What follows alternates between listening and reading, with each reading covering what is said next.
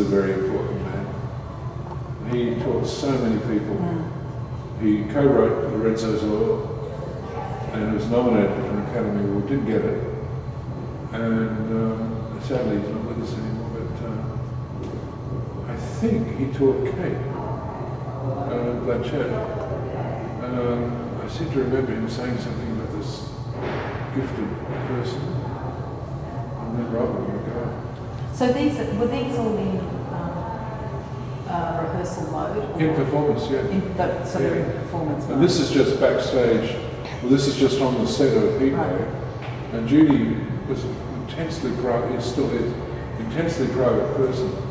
And in film, actors have to keep their head together because they're often giving a performance that has to be coherent, but they're doing a piece from here, and a piece from there, and a piece from there. So we used to give her, I used to give her heaps of room. Well, it's basically 48 years worth of work covering observations in social issues, such as the emergence of Aboriginal issues, as well as the emergence of a new theatre and film consciousness in Australia. And I've tried to make it, over the years, as accurate a portrayal of life. These are mostly unmanipulated, unposed images. And I've tried to apply the same disciplines as a documentary photographer to whether I document performance on stage, whether I'm photographing Charles Perkins going home from university, or some of the Aboriginal issues that, and people that I met when I was working in Sherbrooke in 1988. Well, I kind of got into it by accident because a friend of mine, when I first came to Sydney, sort of almost 50 years ago now, he was a very celebrated photographer. He gave me the use of his darkroom. His name is Robert Walker, and he's sadly passed on now. But he was a wonderful photographer of work under very difficult lighting conditions, and I think I got a job once that he couldn't do. And it was quite hard as a photojournalist to get work when I started in Sydney in the early 60s. And that kept me going. And I also found that I enjoyed photographing it because I like human situations to document.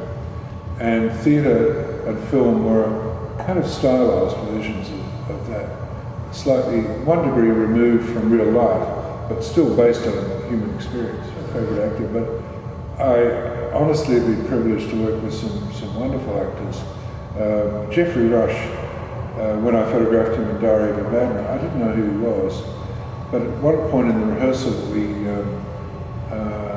were observing, because there was an audience as well as me, because everything was late, because in the theatre sometimes you cut it very fine. And Geoffrey plays a civil servant that goes mad and is put into an asylum. And he doesn't realise he's in an asylum.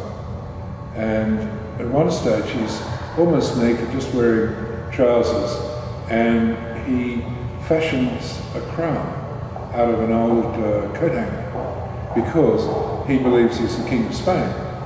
And instead he's a minor Russian apparatchik in the public service. And he turned to the audience and he said, "How can they treat a king so badly?" And we were just mesmerised, and some of us were in tears.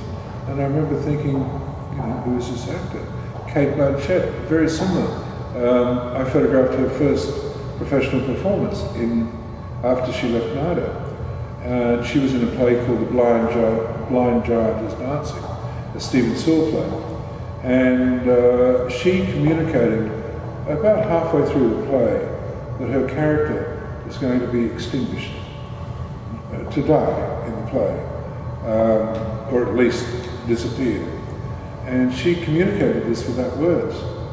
And I remember thinking, because I knew what she was doing, I'd never seen an actor do it so convincingly as such. So she was wonderful. And I photographed her in Kafka as well, where she was again spellbinding. And since then she's created this career through grace intelligence and talent. She's wonderful. So, in that sense, being a documentary photographer of performance is a privilege, because you get to photograph remarkable people like Jeffrey, Stephen Burkott. Leo Cohen was just incredibly generous. I asked him once whether he would mind if I shot a photograph of him in a particularly important scene. And he said, because I had a soundproof camera, and he said, in his wonderful voice, he said, no, I'd rather you wait until the director calls cut, and I will stay in character for 5 seconds, then take the picture. And so I said, fine. And sure enough, he did. And that's the picture over there on the wall, which is an act of generosity from an actor to... He also knew it would be a good photograph, but that really wasn't the reason. And again, it was a privilege to photograph him, a lovely man.